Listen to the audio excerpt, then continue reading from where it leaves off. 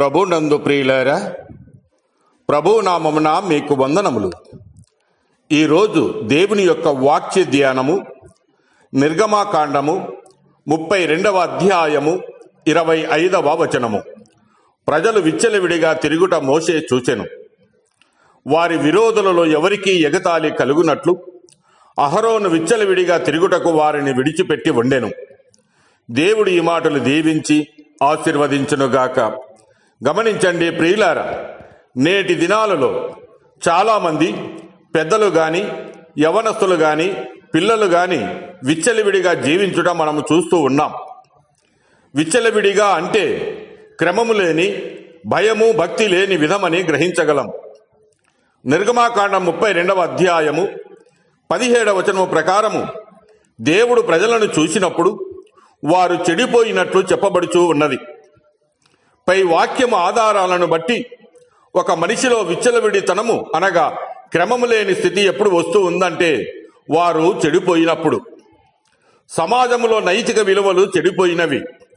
వారి వారి ఆలోచన విధానము, వారి చూపులు, వారి మాటలు, వారు చేసే పనులు, వారు నడిచే నడత చెడిపోయినవి.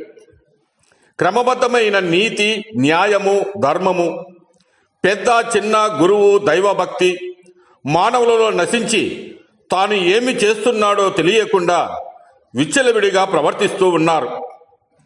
పెద్దలు, యవ్వనులు, పిల్లలు వారి స్థాయికి మించి మాట్లాడుచూ ఉన్నారు.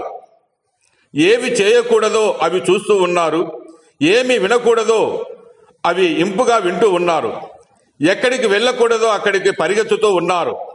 ఏవి చేయకూడదో క్రమము తప్పి అవే చేస్తూ ఉన్నట్లుగా మనము చూడవచ్చు. కీర్తనల గ్రంథము 119వ కీర్తన 9వ వచనం నుంచి 11 వచనాలను మనం గమనించినప్పుడు, యవనస్తులు దేని చేత తమ నడతను శుద్ధిపరచుకొందురు? నీ వాక్యమును బట్టి దానిని జాగ్రత్తగా చూచుకున్నట చేతనే గదా. నా పూర్ణ హృదయముతో నిన్ను వెతికి ఉన్నాను.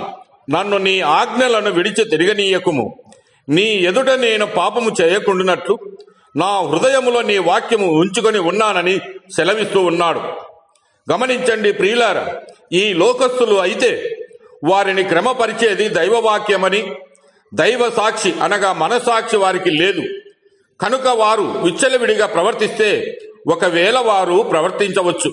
కానీ శ్రద్ధతో దైవవాక్యమును పఠిస్తూ నిత్యము ఆ వాక్యమును వినే విశ్వాసులు దైవవాక్య క్రమంలో లేక విచ్చలవిడిగా జీవించడం ఎంత దుఃఖకరమో ఆలోచన చేయండి. తప్పని తెలిసి ఆ విధముగా విచ్చలవిడిగా ప్రవర్తించడము ఎన్నటికీ దైవ క్రమం అనిపించుకోదు. ఉదాహరణకు, పెద్దలు ఆరాధనకు 10 గంటలకు అంటే 10:30 లేక 11 గంటలకు 11:30 వస్తూనే ఉంటారు. దీనిని బట్టి విశ్వాసులు దేవునికిచ్చే విలువ ఎంతో, దేవుని మీద ఎంత భక్తి శ్రద్ధలు ఉన్నాయో అర్థమవుతుంది.